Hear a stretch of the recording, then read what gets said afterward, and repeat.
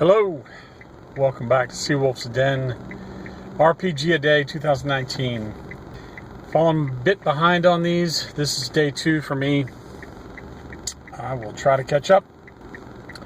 Day 2, unique.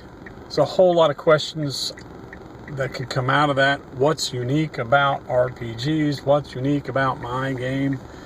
What makes it unique to me? And I think it gets down to that. What makes RPG gaming unique to me? Given a situation, or given a con, for instance, and I have a ton of gaming to choose from, I think I'm going to default to RPGs. If I see that a con is primarily board games or miniatures or something like that, I may shy away from it because I just would prefer to play RPGs. It takes a certain mindset for me to get into and ready for board games or card games. And card games are even harder for me to really get into, whether it's collectible or a simple card game. I just don't get the satisfaction out of them unless the board game is an epic board game. No matter what I do, whether I play it competitively or just play it cooperatively, I want my game to tell me, among other things, a story. And that is just something ingrained in me. I think about this a lot, in the sense of my parents had no clue what we do, even after all these years, and how they ask every time I have a game over their house or have a game day over their house, and this is in reference to RPGs, they ask, did you win? Because in their mindset, the only way to play a game is you win or lose. And so it begs the question, is it real gaming if you don't win or lose? If all you end up doing is tell a story, how exciting is that? Maybe I'm not all that competitive. Maybe I don't have as a strategic mind as some other board gamers. Or maybe I just get something else out of it. But I really prefer, especially collectively, telling a story. And that's really what I feel makes RPGs different, makes them unique, in that we collectively tell a story. It's probably nothing new to many people that are involved. But for those that don't know or don't understand, that's what makes RPGs awesome. Read the books, you watch the television shows, but in my mind, when I'm reading or watching a TV show or watching a movie, I'm always wondering what the potential is to tell further stories beyond it. Beyond what's being told in the book, TV show, or movie. And that's usually how I judge a movie in a lot of ways. A bad movie has a bad setting, and I can't see beyond the bad story that they're already setting up. The obvious example is Star Wars. Look at that universe. It was originally set up as used, worn out. You already immediately saw how dirty and how used and worn out already shows you history. That there's something else that used that thing. Well, what is that thing? What is its history? Why is it there now? And where was it before? Like the droids, they kind of hinted that they were formerly owned by Wedge Antilles. Well, who's that? What's his story? Why did he let them go? Where was he on that ship? And it just goes on. And that's my mindset whenever I'm watching a movie. I just got into a discussion online about Escape from New York and Escape from LA. I loved Escape from New York, and Snake Plissken is one of my favorite characters of all time. Escape from LA, I forced myself to watch it again to try to redeem that film, but I couldn't, and there were so many reasons. It was terrible.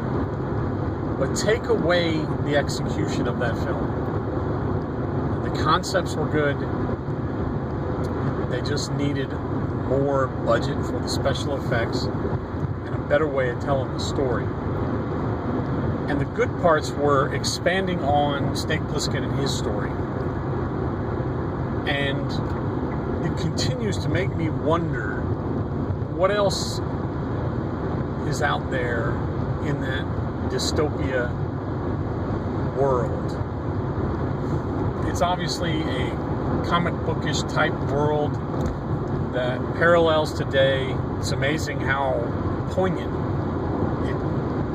a lot of the themes from 1996 Escape from LA are today. Fear of America changing over to a theocracy. All political standings aside, and if you know me, you know where I stand.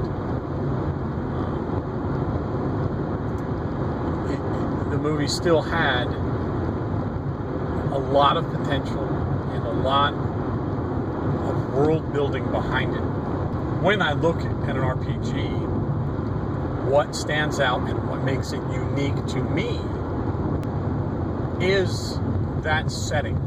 That doesn't grab me. Later videos, I'll talk about what I do as a GM. What type of settings? I'm more of a sci-fi fan, and I do like a harder edge to my sci-fi, but not to the point where it's a science lesson. I love settings like Fading Suns, because there's, and I suppose I like a little, not too much, but a little fantasy elements in it, with a grounding in science, or a grounding in what if.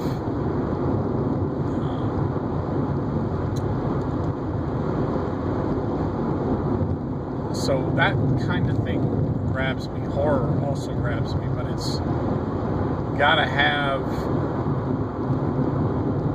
something beyond than just bad people doing bad things. I love monsters. What I liked about horror was monsters. And so if you don't have monsters and you're just a bunch of people doing bad things, that's boring.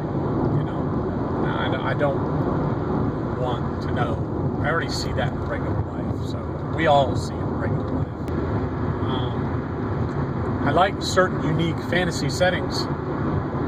Eberron is a very unique setting because I like the steampunk aspects to it. Stuff like Flash Gordon, and that's a heavy dose of fantasy. But that's pulpy, and so I make allowances for pulp. That's what it makes RPGs unique overall, and what I like about certain RPGs, and what it makes them unique to me. But I do want to just talk about the positivity of the uniqueness of our community and the games we play. Now, what I also find unique about it is its diversity. You've got a wide variety of people, and that's what I love at my table. I don't want one type at my table. Unique experiences really come from a diverse type of table, positive players, and it really does create a unique experience, especially when you have such a mixture.